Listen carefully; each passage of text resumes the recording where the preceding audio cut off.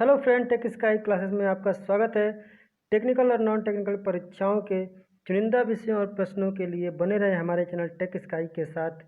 और जो student channel पर नए हैं वो चैनल को सब्सक्राइब करें और बेल आइकन को प्रेस करें, जिससे हमारी वीडियो के लेटेस्ट अपडेट सबसे पहले आपको प्राप्त हो।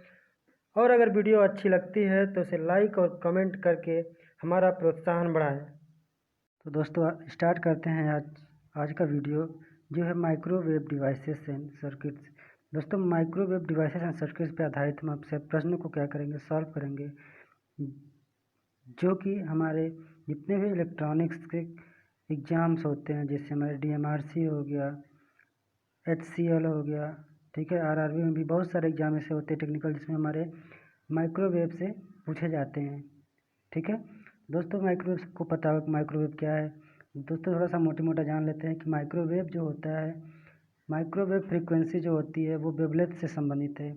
इससे वेवलेंथ यानी कि तरंग दैर्घ्य से, ठीक है, ये जो संबंधित होता है किससे होता है, तरंग दैर्घ्य से, ठीक है। और दोस्तों इन्हें हम सेंटीमीटर से मिलीमीटर में भी इसे मापा जाता है। कितना से 30 सेंटीमीटर से 1 मिलीमीटर में इसको क्या कहता है, मापा जाता है। इसको हम मेजर करते हैं। और माइक्रोवेव जो होती हैं वो हमारे इंफ्रारेड तथा विजिबल लाइट भी हो सकती हैं। ठीक है दोस्तों, इस तरह से हम देखते हैं कि माइक्रोवेव की जो होती है फ्रिक्वेंसियाँ बहुत ज़्यादा होती हैं, जो लगभग होती है हमारे 1 गीगा हर्ट्ज से लेकर के 10⁶ गीगा हर्ट्ज तक। कितना, 1 गीगा हर्ट्ज से लेकर के 10⁶ गीगा हर्ट्ज तक की फ्रिक्वेंसी हमारी इसमें इनबिल्ट होती हैं। ठीक है दोस्तों, हमारे पास जो माइक्रोवेव फ्रिक्वेंसी हैं वो हमारे IEEE के अनुसार, ठीक है, बहुत सारी फ्रिक्वेंसी बैंड होती है हमारे पास। जैसे हमारी है HF, ये हमारी क्या है, हाई फ्रिक्वेंसी, ठीक है, जिसकी रेंज होती है 0.003 से लेकर के 0.030 गीगाहर्ट्ज तक। ठीक है, उसके बाद हमारी होती है VHF, वेरी हाई फ्रिक्वेंसी। उसके बाद हमारी होती है UHF यानी कि अल्ट्रा हाई फ्रिक्वेंसी। फिर होता है L बैंड, उसके बाद होता है S बैंड, फिर हमारे पास होता है C बैंड, ठीक, X बैंड, KU बैंड और K बैंड, का बैंड, मिलीमीटर एंड सब मिलीमीटर। दोस्तों ये हमारी क्या है, फ्रिक्वेंसी हैं और फ्रिक्वेंसी के रेंज हैं। ठीक है, चलिए बढ़ते हैं अपने क्वेश्चन की तरफ और देखते हैं। ठीक है दोस्तों, क्वेश्चन हमारा ये है कि माइक्रोवेव की जो फ्रिक्वेंसी होती है वो कितनी होती है। दोस्तों जो हमारा इसका आंसर हो जाएगा, आंसर नंबर डी हमारा क्या हो जाएगा, राइट आंसर हो जाएगा। हाँ दोस्तों, माइक्रोवेव की जो फ्रिक्वेंसी होती है वो होती है 20 मेगाहर्ट्ज से अधिक। कितना, 20 मेगाहर्ट्ज से अधिक। क्लियर है, बढ़ते हैं अगले क्वेश्चन की तरफ। अगला प्रश्न है, निम्न में से डायोड अधिकतम पल्स पावर उत्पन्न करता है। दोस्तों यहाँ पे हमारे बहुत सारे डायोड के नाम दिए गए हैं। गन डायोड, गम नहीं है, Gunn diode, Schottky barrier diode, varactor diode, impact diode. दोस्तों हमारा जो डायोड है, इनमें से कौन सा डायोड है जो हमारा मैक्सिमम पल्स्ड पावर उत्पन्न करता है। दोस्तों हमने बहुत सारे डायोड के बारे में क्लास में भी पढ़ा था।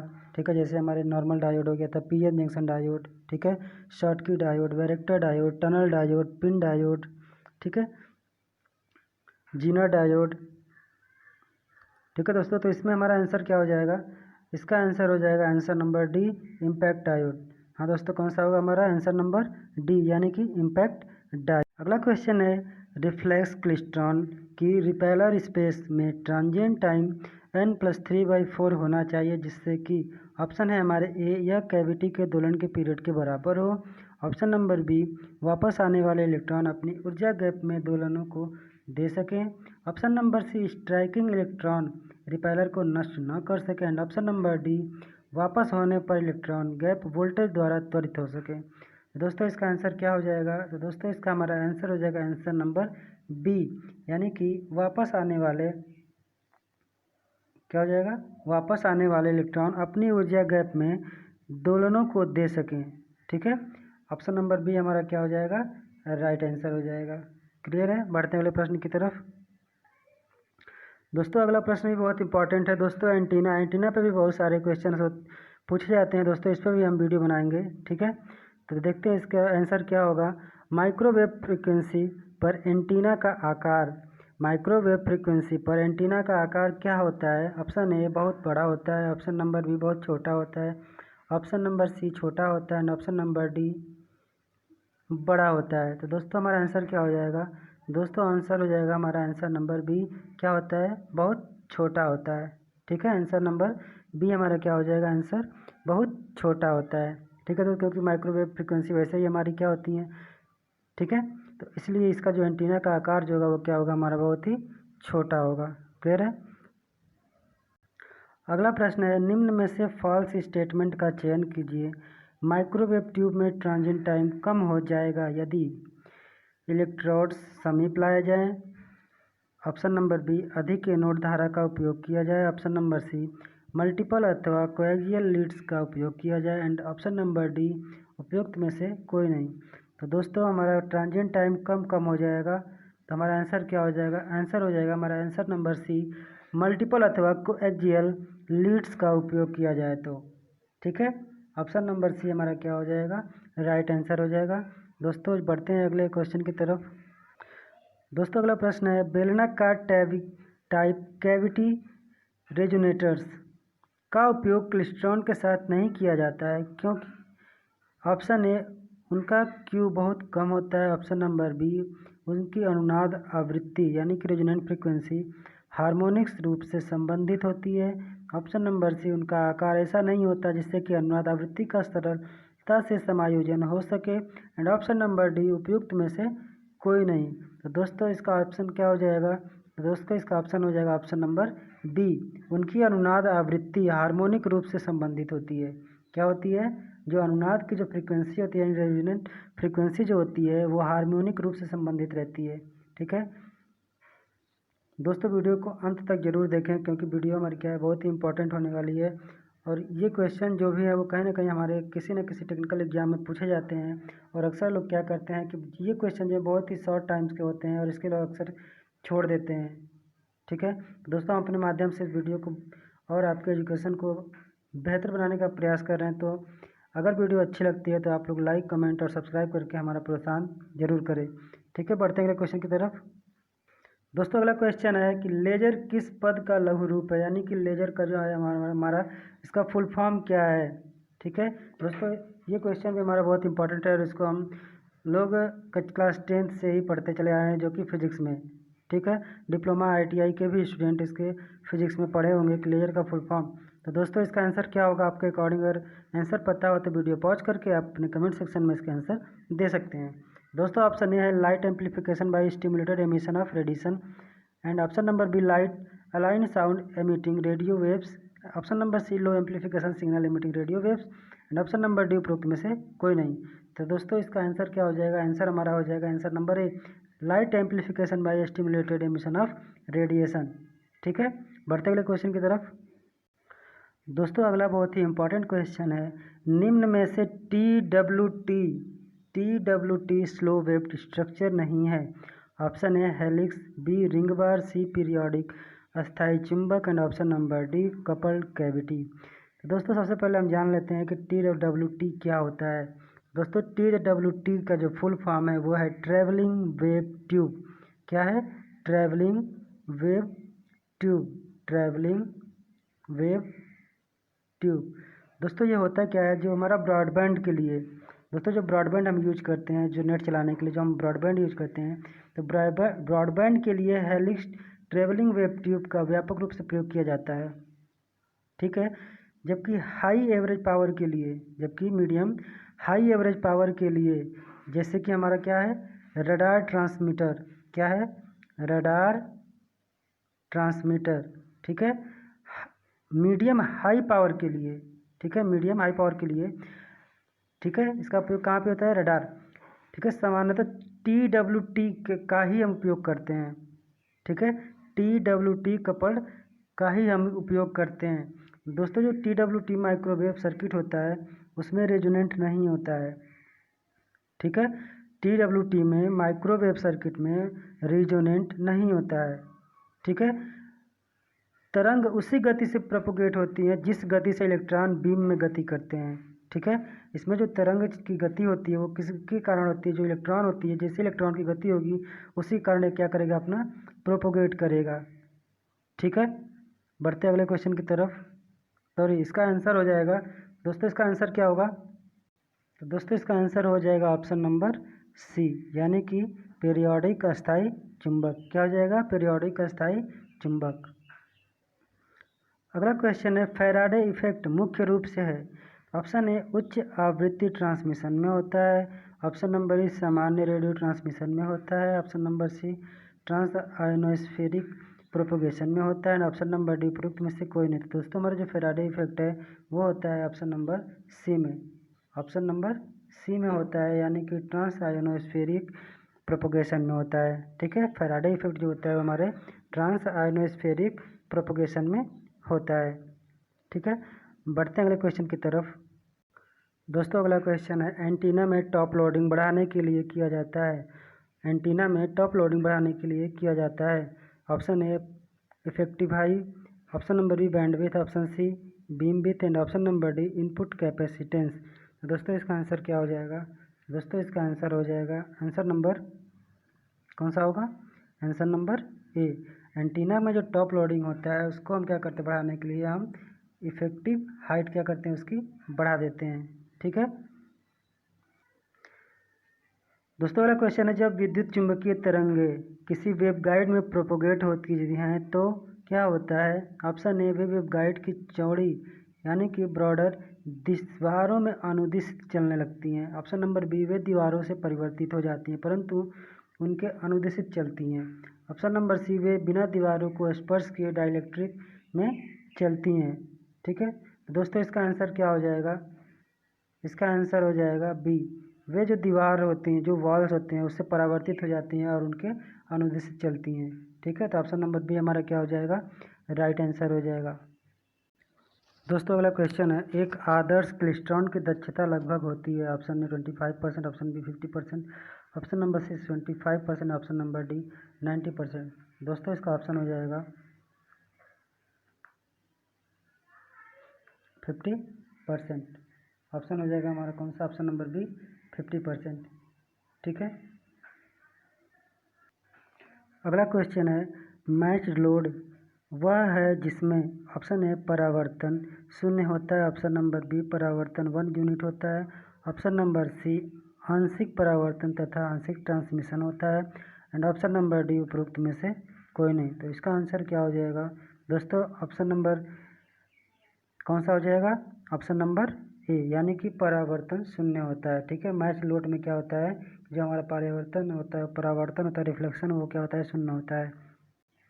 अगला क्वेश्चन है, किस माइक्रोवेव ट्यूब एम्पलीफायर में एक्सियल चुंबकीय क्षेत्र तथा रेडियल विद्युत क्षेत्र का उपयोग होता है, option A coaxial magnetron, option number B CFA, option number C travelling wave magnetron and option number D reflex klystron.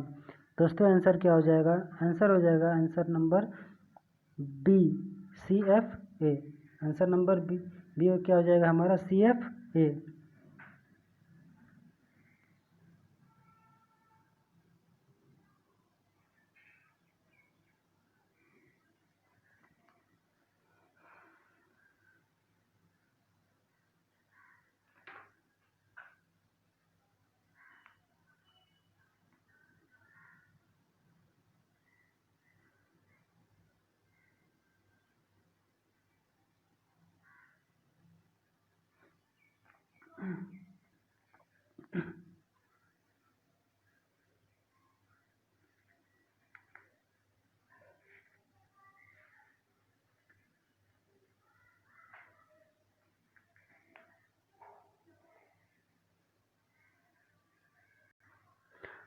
अगला क्वेश्चन है, वेव गाइड में माइक्रोवेव ऊर्जा साइड की दीवारों से डैश द्वारा वेव गाइड की लंबाई के अनुदिश प्रोपोगेट करती है, ठीक है।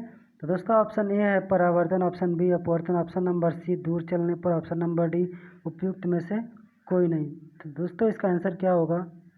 दोस्तों ऑप्शन हो जाएगा ऑप्शन नंबर ए, यानी कि रिफ्लेक्शन यानी कि परावर्तन। ठीक है, वेवगाइड में माइक्रोवेव ऊर्जा साइड की दीवारों से परावर्तन द्वारा वेवगाइड की लंबाई की अनुदिशित क्या होती है, या प्रोपोगेट होती है। तो दोस्तों बढ़ते अगले क्वेश्चन की तरफ। अगला क्वेश्चन है अधिक यानी कि लार्ज माइक्रोवेव पावर के मापन के लिए उपयुक्त डिवाइस है। ठीक है, लार्ज माइक्रोवेव पावर के मापन के लिए उपयुक्त डिवाइस है। Option A calorimeter, option number B thermistor, C bolometer and option number D barretter. तो दोस्तों हमारा ऑप्शन नंबर ए जो हो जाएगा वो क्या हो जाएगा, राइट आंसर हो जाएगा, यानी कि कैलोरीमीटर। दोस्तों अगला बहुत ही इंपॉर्टेंट क्वेश्चन है। क्वेश्चन है किसी वेवगाइड प्रणाली में, किसी वेवगाइड सिस्टम में दो जनरेटर एक प्रकार कपल करने के लिए किस जनरेटर के परस्पर कपल न होने पर प्रयुक्त नहीं किए जा सकते। ठीक है, किसी वेवगाइड प्रणाली में दो जनरेटर इस प्रकार कपल करने के लिए कि वे जनरेटर परस्पर कपल न हो प्रयुक्त किए जा सकते हैं। दोस्तों ऑप्शन हमारा ए है red set, option number B E plane tee, option number D hybrid ring and option number D magic tee. तो दोस्तों हमारा आंसर क्या हो जाएगा, ऑप्शन हो जाएगा option number B E plane. अगला क्वेश्चन है ई प्लेन टी में दोनों भुजाओं से प्राप्त आउटपुट होती है। ठीक है, जो ई प्लेन टी होता है उसमें जो 2 आर्म्स होते हैं उससे प्राप्त हमारा जो आउटपुट होता है वो कैसा होता है। ऑप्शन ए समान फेज में, option number B 180 degree output of phase में, ऑप्शन नंबर सी 90 डिग्री कालांतर पर एंड ऑप्शन नंबर डी उपयुक्त में से कोई नहीं। तो दोस्तों हमारा आंसर हो जाएगा answer number B 180 degree out of phase. ठीक है, क्या हो जाएगा 180 degree out of phase, 180 degree out of phase. ठीक है, अगला क्वेश्चन निम्न में से फॉल्स स्टेटमेंट है। ऑप्शन ए माइक्रोवेव फ्रीक्वेंसी पर वेवगाइड का उपयोग स्किन इफेक्ट कम करने के लिए किया जाता है। ठीक है, ये क्या है, गलत है। ऑप्शन नंबर बी क्या हो जाएगा, circular waveguide high pass filter के समान कार्य करता है। ये भी हमारा क्या हो जाएगा, रॉन्ग हो जाएगा। एंड ऑप्शन नंबर सी है मोड T10 कोएक्सियल केबल के लिए डोमिनेंट मोड है। ठीक है, तो ये हमारा क्या हो जाएगा, ये हमारा हो जाएगा राइट आंसर। ठीक है, ये हमारा क्या हो जाएगा, राइट आंसर। ठीक है, यानी कि मोड TE10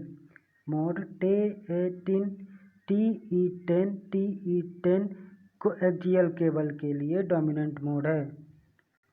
अगला क्वेश्चन है किसी प्लेन कंडक्टिंग सतह से परावर्तन के पश्चात विद्युत चुंबकीय तरंगों का आभासीय वेग स्पेस में प्रकाश के वेग से अधिक होता है, इस वेग को कहते हैं। किसी प्लेन कंडक्टिंग सतह से परावर्तन के पश्चात विद्युत चुंबकीय तरंगों का आभासी वेग यानी कि अपेरेंट वेलोसिटी स्पेस में प्रकाश के वेग से अधिक होता है, इस वेग को कहते हैं। ऑप्शन ए प्रोपगेशन वेग, ऑप्शन बी नॉर्मल वेग, ऑप्शन सी ग्रुप वेग एंड ऑप्शन डी फेज वेग।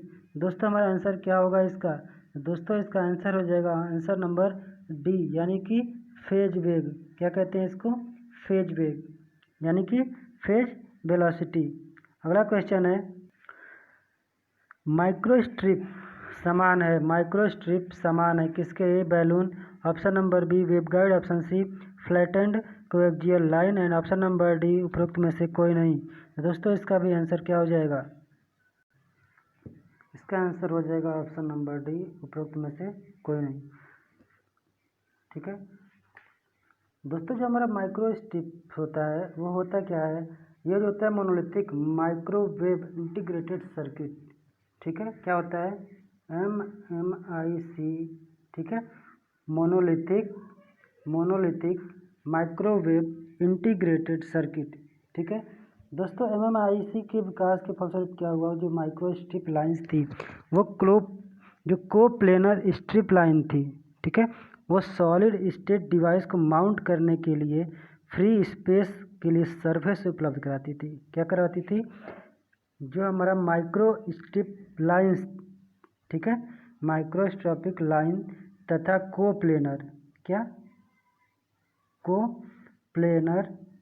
स्ट्रिप लाइन को सॉलिड स्टेट युक्ति से, किससे, सॉलिड स्टेट डिवाइस से माउंट करने के लिए यानी कि उसे जोड़ने के लिए, उस पर स्थिर करने के लिए एक फ्री सरफेस उपलब्ध कराती है।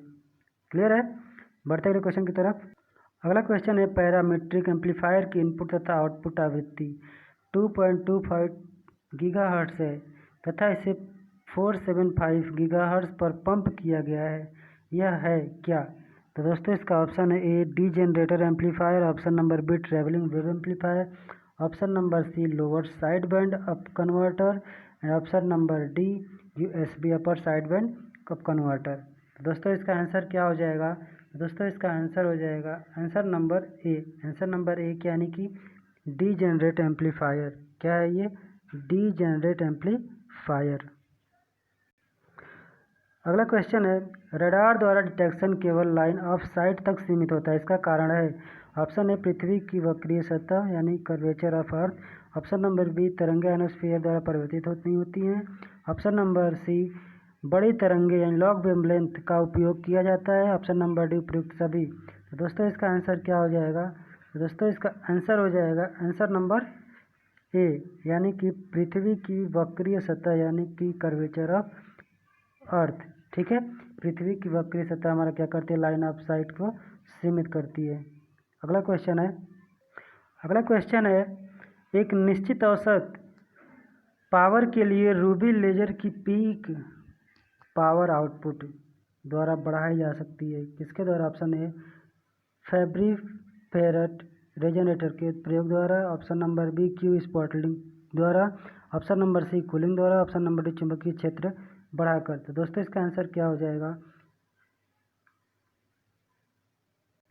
हाँ दोस्तों, चुंबकीय क्षेत्र को बढ़ाकर यानी कि ऑप्शन नंबर डी चुंबकीय क्षेत्र को बढ़ाकर।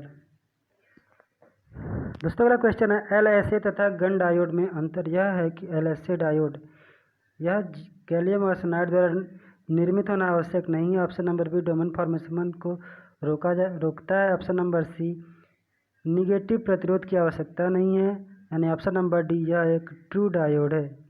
तो दोस्तों इसका ऑप्शन क्या हो जाएगा? दोस्तों इसका ऑप्शन हो जाएगा ऑप्शन नंबर बी यानी कि डोमेन फॉर्मेशन को यह क्या करता है? ये रोकता है। यह क्या करता है? डोमेन फॉर्मेशन को रोकता है।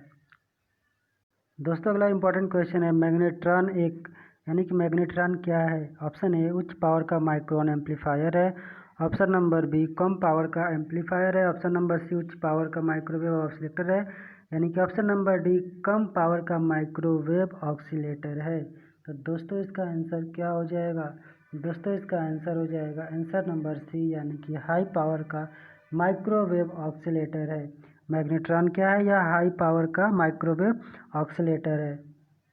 अगला क्वेश्चन है वेवगाइडों का निम्न आवृत्तियों पर उपयोग नहीं किया जा सकता क्योंकि इसकी परिपथ का मान क्या होता है? ऑप्शन ए वेवलेंथ की तुलना में कम होता है, ऑप्शन नंबर बी वेवलेंथ की तुलना में बड़ी होती है, ऑप्शन नंबर सी परिपथ माप का कोई महत्व नहीं है, या ऑप्शन नंबर डी उपरोक्त में से कोई नहीं। तो दोस्तों आंसर क्या हो जाएगा? आंसर नंबर ए यानी कि वेवलेंथ की तुलना में कम होती है। अगला क्वेश्चन है डुप्लेक्सर का उपयोग। दोस्तों ड्यूप्लेक्सर ऑप्शन ए पल्स रडार में पल्सों की स्पीड बढ़ाने के लिए किया जाता है, ऑप्शन नंबर बी दो एंटीना को बिना परस्पर इंटरफेरेंस के ट्रांसमिट से कपल करने के लिए किया जाता है, या फिर दो एंटीनाओं के मध्य इंटरफेरेंस के बिना रिसीवर से कनेक्ट करने के लिए किया जाता है, ऑप्शन नंबर डी बिना परस्पर यानी कि बिना म्यूचुअल इंटरफेरेंस के एक एंटीना को रिसेप्शन अथवा ट्रांसमिशन के लिए प्रयोग किया जाता है। दोस्तों इसका आंसर क्या होगा? इसका आंसर हो जाएगा ऑप्शन नंबर डी डुप्लेक्सर, यानी कि बिना म्यूचुअल इंटरफेरेंस के एक एंटीना को रिसेप्शन अथवा ट्रांसमिशन के लिए प्रयोग किया जा सकता है। दोस्तों अगला क्वेश्चन है एच प्लेट टी को कहा जाता है क्या? Option A shunt tee, option number B series tee, option number C shunt series tee and option number D इनमें से कोई नहीं। तो ऑप्शन क्या हो जाएगा? दोस्तों ऑप्शन ए हो जाएगा शंट टी, ऑप्शन ए हो जाएगा शंट टी। दोस्तों वाला क्वेश्चन है रूबी लेजर को एमोनिया मेजर की तुलना में अधिक वरीयता यानी प्रेफरेंस दी जाती है, क्यों? की रूबी लेजर की ऑप्शन ए तरंग दैर्घ्य अधिक होती है, ऑप्शन नंबर बी इसमें नॉइस कम होती है, ऑप्शन नंबर सी कूलिंग की आवश्यकता नहीं होती, या फिर ऑप्शन नंबर डी फ्रीक्वेंसी स्थिरता उत्तम होती है, यानी कि फ्रीक्वेंसी स्टेबिलिटी अच्छी होती है। दोस्तों इसका आंसर क्या हो जाएगा? आंसर हो जाएगा हमारा ऑप्शन नंबर ए तरंग दैर्घ्य अधिक होती है। वेवलेंथ क्या होती है इसकी? अधिक होती है। बढ़ते अगले क्वेश्चन की तरफ। अगला क्वेश्चन है वेबगाइड की तुलना में ऑप्टिकल फाइबर में क्या दोष होता है? वेबगाइड की तुलना में ऑप्टिकल फाइबर में क्या दोष होता है? ऑप्शन नंबर ए कम channel capacity, option number B अधिक क्रॉसटॉक, ऑप्शन नंबर सी नई तकनीकी का होना, ऑप्शन नंबर डी चुंबकीय क्षेत्रों द्वारा शीघ्र प्रभावी होना। तो दोस्तों ऑप्शन क्या हो जाएगा? ऑप्शन नंबर हमारा सी यानी कि नई टेक्नोलॉजी का होना, ऑप्शन नंबर सी हमारा क्या हो जाएगा? राइट आंसर हो जाएगा। दोस्तों अगला इंपॉर्टेंट क्वेश्चन है कि निम्न में से किस डायोड द्वारा अधिकतम पल्स पावर प्राप्त होती है? Option A varactor, option number B Gunn diode, option number C Schottky, option number D IMPATT diode. तो दोस्तों इसका आंसर क्या हो जाएगा? दोस्तों इसका आंसर हो जाएगा रिम्पेट डायोड, RIMPET, रिम्पेट डायोड। अगला क्वेश्चन है कैविटी मैग्नेट्रॉन में स्ट्रैपिंग प्रयुक्त करने का उद्देश्य है। ऑप्शन ए मोड जंपिंग को रोकना, option number B cathode back heating को रोकना, ऑप्शन नंबर सी बचिंग होना निश्चित करना, option number D phase focusing effect को सुधारना। दोस्तों इसका आंसर क्या हो जाएगा? इसका आंसर हो जाएगा आंसर नंबर ए यानी कि मोड जंपिंग को रोकना। कैविटी मैग्नेट्रॉन में स्ट्रैपिंग प्रयुक्त करने का उद्देश्य होता है मोड जंपिंग को रोकना। अगला क्वेश्चन है बैकवर्ड वेव ऑसिलेटर आधारित है। बैकवर्ड वेव ऑसिलेटर आधारित है। Option A rising sun magnetron, option number B crossfield amplifier पर, option number D coaxial magnetron पर, ऑप्शन नंबर डी TWT पर। दोस्तों इसका आंसर क्या हो जाएगा? इसका आंसर हो जाएगा TWT, ठीक है, यानी कि option number D. Ruby maser में चुंबकीय क्षेत्र का उपयोग करने का उद्देश्य है, option number A electron beam के लिए शार्प फोकसिंग उपलब्ध कराना, option number B population inversion बढ़ाना, ऑप्शन नंबर सी सामान्य ताप पर ऑपरेशन संभव करना, ऑप्शन नंबर डी फ्रीक्वेंसी समायोजन उपलब्ध कराना। तो दोस्तों इसका ऑप्शन हो जाएगा option number B population inversion बढ़ाना, पॉपुलेशन इन्वर्जन को बढ़ाना। लेजर द्वारा कम्युनिकेशन के लिए ऑप्टिकल फाइबर्स लिंक का उपयोग किया जाता है क्योंकि वे ऑप्शन नंबर ए अन्य लेजर के कारण इंटरफेरेंस को रोकते हैं, ऑप्शन बी बीम को फैलने से रोकते हैं, ऑप्शन नंबर सी वातावरण के कारण इंटरफेरेंस रोकते हैं, ऑप्शन नंबर डी उपयुक्त में से कोई नहीं। तो दोस्तों ऑप्शन हो जाएगा ऑप्शन नंबर सी वातावरण के कारण इंटरफेरेंस रोकते हैं। ऑप्शन नंबर सी हमारा क्या हो जाएगा? आंसर हो जाएगा वातावरण के कारण इंटरफेरेंस को रोकते हैं।